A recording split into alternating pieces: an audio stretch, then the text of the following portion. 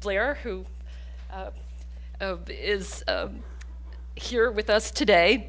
He's the founder and the executive director of the Accountability Lab, an independent nonprofit organization that works to ensure that power holders are responsible in the developing world. And in 2012, Blair had quite an interesting year, I must say. He was awarded the Johns Hopkins University Outstanding Recent Graduate Award. He was named as Transparency International Game Changer for his work on accountability. And he was named as one of the top 99 under 33 foreign policy leaders by Diplomatic Courier magazine. That's an extraordinary accomplishment in 2012. And I know you've been traveling the globe this year receiving all of those amazing awards. So Blair, great for you to be here. Thank you, Margaret. It's on. Hello, my name's Blair. It's a pleasure to be back here at SAIS, and congratulations to all of you admitted students. This is very exciting. When I was applying to SAIS quite a while ago now, I spoke by phone to a friend of a friend and said, why did you make the decision to go to SAIS? And he said to me, Blair, look, you and I are similar, we're mid-20s, the world is changing. Consider yourself like NATO at the end of the Cold War. You need to adapt or become obsolete. And SAIS helps you adapt to changing global realities. And I thought to myself, firstly, anyone that can compare themselves to NATO in casual conversation is clearly worth getting to know. But second of all, that if SAIS really is helping its students adapt to changing global realities, that's the kind of place that I would like to be. So I did a lot more research, I applied to a lot of other schools, I talked to a lot of other people, and in the end decided on SAIS for a few reasons. There's a risk that we will all say the same thing, so I'm going to leave some of the more obvious things to some of our other panelists. It's multidisciplinary, there's a huge emphasis on language, which I think is really important. There's a huge emphasis on economics, which is a little bit scary. I understand that for some of you. I hadn't studied economics at all before I came to SAIS. I thought the invisible hand had something more to do with David Blaine than Adam Smith. But it's hugely important if you think about the problems that we face as the world today. They are all at their heart economic one way or another, and if you don't understand that, you cannot work your way up in the international policy realm. And so I think the emphasis that SAIS places on that is really important. And I came to love the economics, and I never thought I would say that, but I really did. And that is a key reason for choosing this school, I think. The geographical scope is another. Of course, they have campuses here in DC, also in Bologna and Nanjing. I happened to spend my first year in Bologna, and maybe some of our other Bolognese will talk about that experience more. It's fantastic. It's really, really fun and hugely interesting. But it's also very useful for those of you who spend 2 years in DC, because of course all of these students come back with a very different perspective and a very different set of ideas which enrich your discussions in the classrooms here tremendously. And the third issue, I think, the third reason why I picked SAIS is the diversity of the student body, and you can see it amongst all of you here too. I don't have the figures on hand, but I imagine SAIS is as diverse as possible for this kind of program. I mean, there really are people from all over the world. And I learned as much from my fellow students, to be honest, as I did from my professors, and that is of huge value.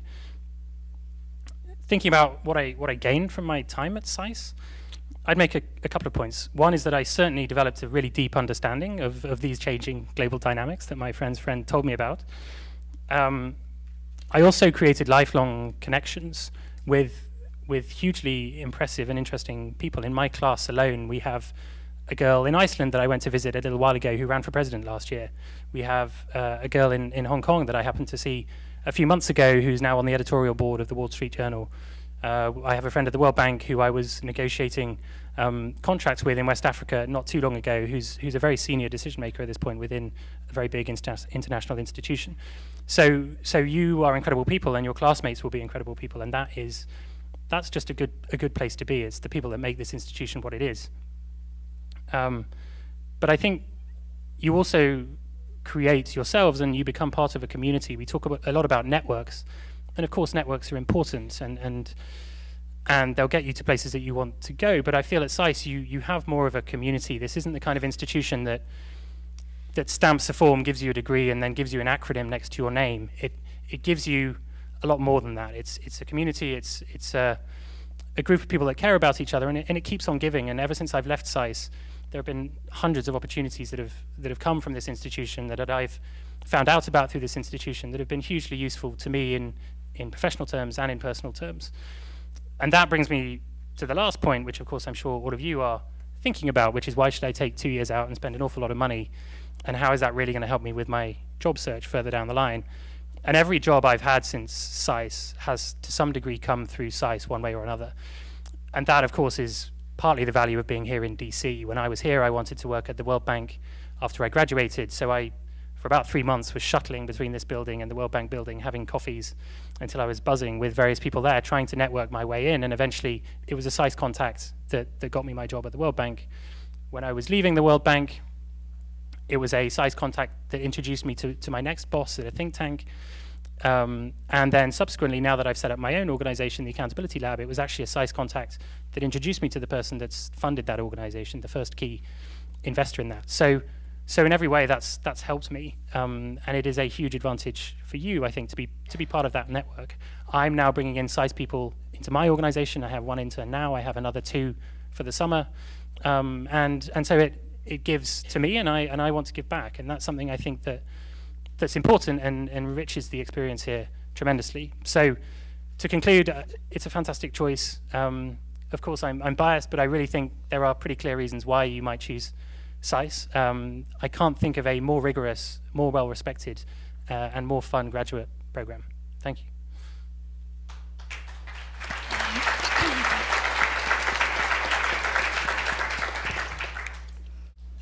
Okay, thank you very much. My name is Armen, and I'm from Armenia. And yes, I'm not lying.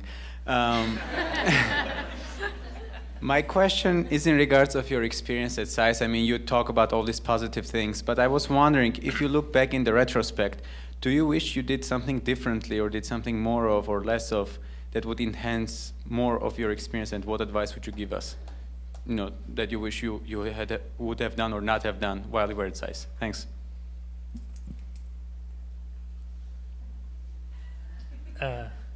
I'll say something.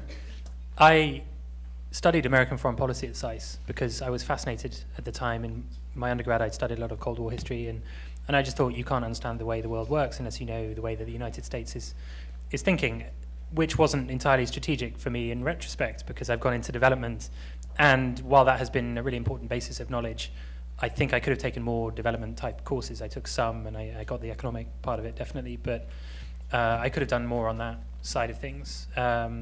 And then I realized as I was trying to find a job coming out of SAIS and networking like crazy, could also potentially chosen my courses more strategically based on who was teaching them, because you have a lot of adjunct professors coming in who are making policy in the morning and then teaching you about it in the afternoon. And if you want a job with one of those people, then it's handy to take a class with them and impress them and then follow up afterwards.